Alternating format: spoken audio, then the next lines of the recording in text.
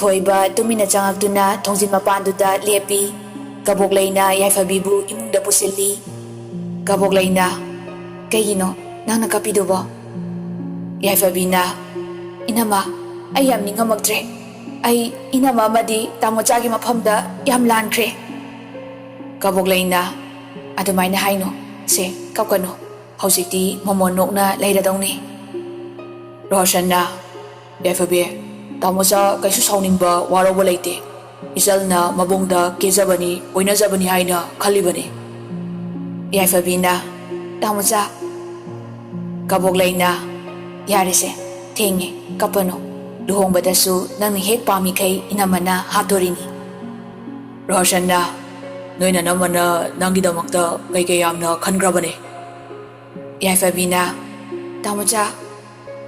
Roshanna, haune, hayune. Yaifabina, kona hayeng naksilaga hairage, tumhauro, aisu chalage. Kabok laina, hoi, nang hek pambado inamada hayo, koirunuko. Yaifabina, hoi nama.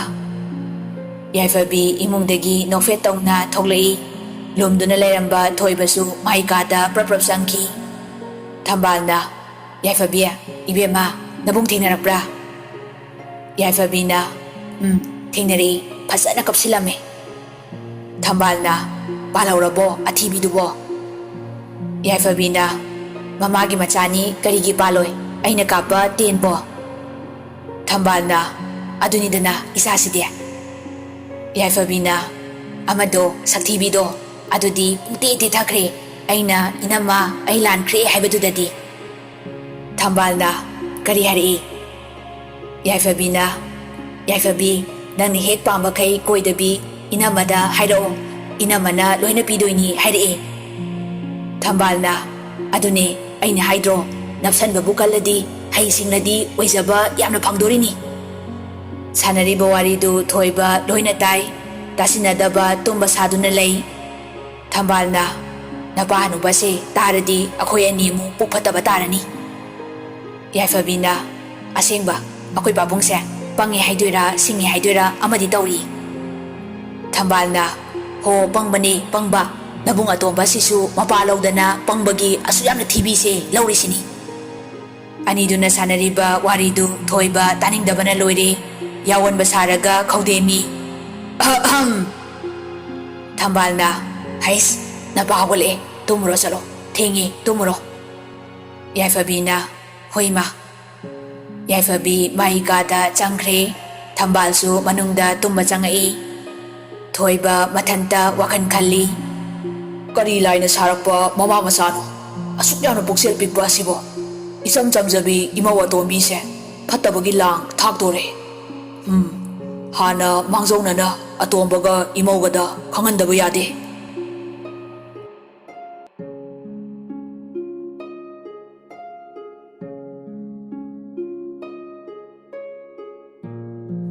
Somdana, Chawbana, kaidorage, nupi nangna ungdana adum leiridubo.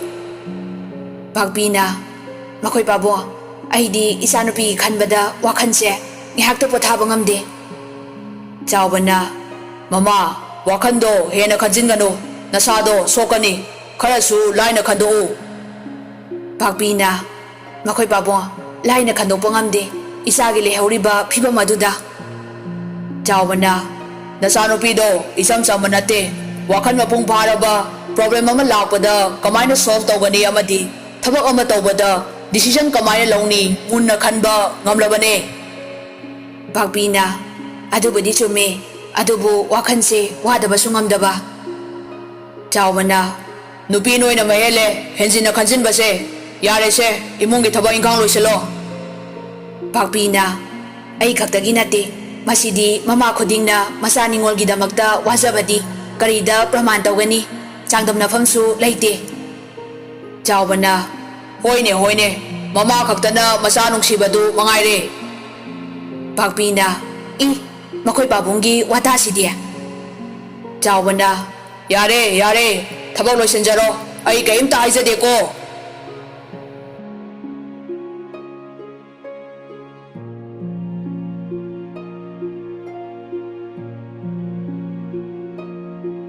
Nongma nongma asum hauki Yaifabigi luhongbasu matam lepe.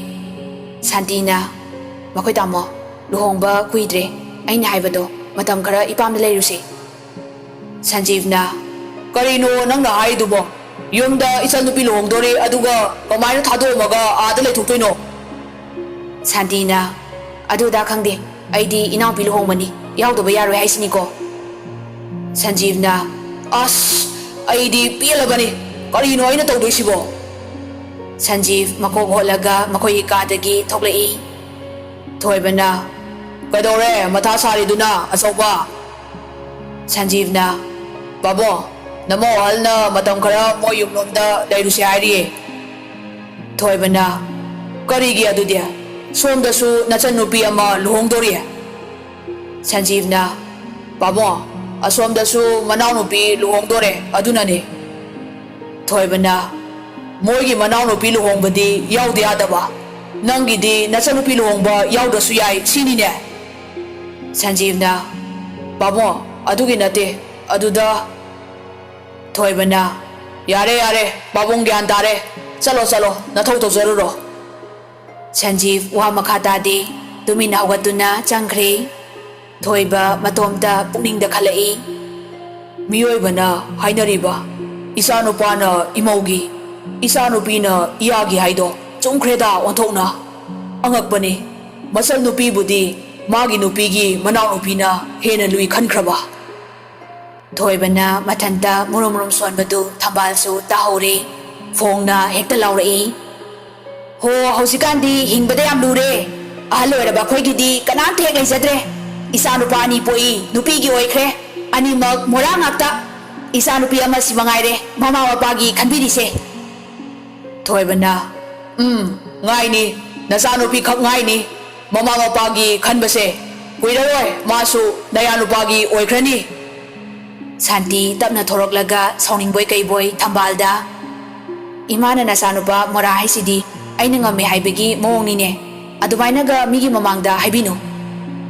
Thambalna karino ibema chumbo chumdro isanupa animak nupina ngamba ngakta morada mora sengabane. Santina ima wagi wa chumna ahalamoibagi ngangbiyu. Thambalna aina ngangbasida kari asoiba yaurage nupi hek thibadagi isanupa animak nupina loina umdana pukhre. Santina oh imana adumna khaladi phare phare nupina khudombida ungi harabanina khudombi khakta nate kusa manga asina pulap umba tare ngasidagi ekhoi tongana sasarage. Santi phet haidokduna changkhre. Thambalna haima kari nupino asuk tanu masin kan manupi asibo. Thoibana yare wa makha taranu chap manai manengmi mamongni haibada. Thambalna Thoibana imau nupi ahalna ihen heli imau tani haina yam thagatkibado kamdawi hausikti mathakdagi netpiredana machindo yengu nongmata saktibi namo aduna machin khumbro nangna aduk thina nganglasu tumina adumak leiramgani. Thambalna yam horakanu ko ngasine ai yam sauningi sani.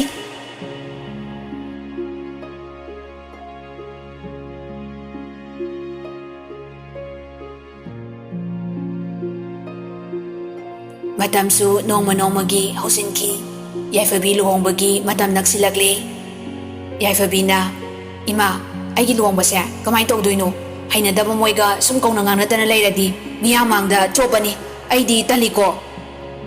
Thambalna ngaikhoda nangbo tapthako mana mani naiba yaba nate tuminna ima tawroke nang wayam nganganu. Yaifabina adubu luhongbase wisalaktre haiba. Thambalna hoi haimi nangbo ngai ngamkidre luhongbagi thabok mayamsida magi asoiba ma puthokpadi yam lai khasani. Yaifabina ima aduna phare thabakse khara thuna pangthoknaba tawsi. Wari saringai kaboklei sat changakpada Yaifabi amadi Thambal swai launa mamit mana thakatna yingnei. Kaboklei momonokna Yaifabi amadi Thambalgi manakta changai. Kabokleina ima se aina hawbani khir se pabunga dhatonga di yam pame. Thambalna imadi khir se kaya chadabani kadai kadai imauna hawrabanina piro. Yaifabina Inama, aisu khirse yam pame chaningna lerambani chap chare. Kaboglaina se imagina si yaifabie nangina sida leire. Thambal khiradu chabadi chadri munni yengaga momonokna. Imauna hauba khirsidi hauranida aina kaya pamdrasu simadi chaningbana. Kaboglay manemna mahakpu nungsibire khanna momonoi. Kaboglayna yaifabie nangna haiba sanagi likado horen jalaga laururasi saba loire harakpani. Yaifabina asing bero inama aidi nangaroida khanbada warurabani. Kaboglayna kaigi wadoino aina soidana nangni haridudi. Yaifabina ado inama.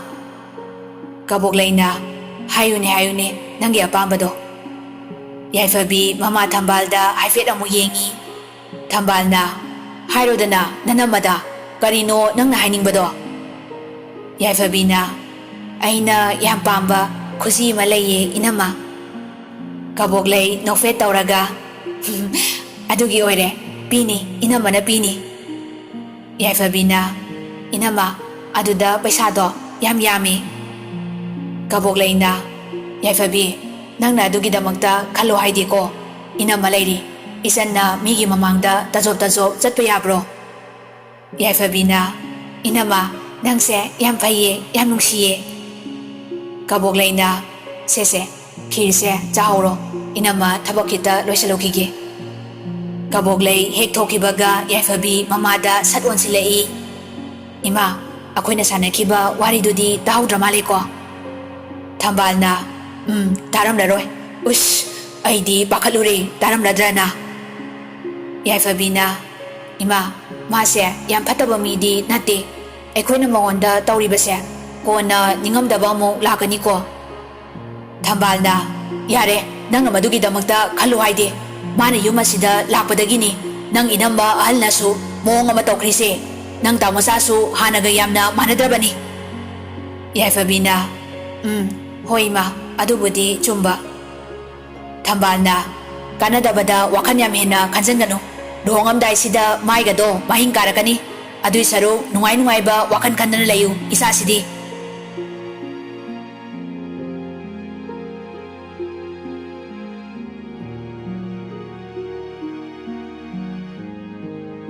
Somdana Gitana Ibema imana thabak tawgano hairaga karigi tawrino nangbo. Soniana ima kasu yamna wabasu nate ising bucket amakha pukhatpasibo. Gitana ibema adu yadine nangbo hojikti nasado cheksinna leiradaba matamni. Soniana hoima. Gitana kadai ima tawbirage chalo nang pothasaruro. Sonia ka manungda nofet tawna changai. Rohitna ai nupise mondayam nungaiba malida momon ga tawdana. Soniana dada aise kayada laiba phariba. Rohitna kamaina no harise. Soniana imung asigi mioi pumbana aibu luna nungsina loina tawbi. Rohitna pumnamak nangi minungsi adugidamakne nangna aibu nungsibiramdraba nangna aibu senabiramdraba ngasi aina nakhoigi lakta leiramoy. Soniana dada adumaina haino. Rohitna farese nangbu nasa kaisu tawduba natro. Soniana kaisu tawdi. Rohitna hidak matam sana chadawni doktor sang naina chatawni ko. Soniana hoi mi dada. Rohitna hayengwai isa masak phajaba masa mau phaba natradi aidi yaroi ko. Soniana adudi kai haiba isadi masak thirani khangi. Rohitna kaigi adudi aidi yarohe thienba phajalo. Soniana yararoye dadana pakhang oringaida kaboglaida yam nungnakibagi isada churumbra khangdri. Rohitna hai masi haidene adumaina haino hanadi khangdabaini hojikti khangabani aduna noknadre friend oy adudi. Soniana thaina phakiba isai nongmata oirasu ngangi haiduni masak phajaba pambase churaga leikhra male. Rohitna, nangidudi hatmandro. Isadi soidna fazarni khange. Ai haira fazabada maming chalamini. Nupina ngaunabada. Nangsu fazabada magul laibada maming chalini natro. Sonia na, yare lepiro tabada ware. Rohitna, ware haino pate. Nangno wabada isasu yauduini.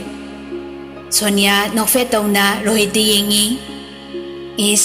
Aingondagi nasana hena nuksigibagi moong nine. Rohit, Sonia bu nuksina konsinbi. Nungsibi, nadagi Sonia, yam nungsiye.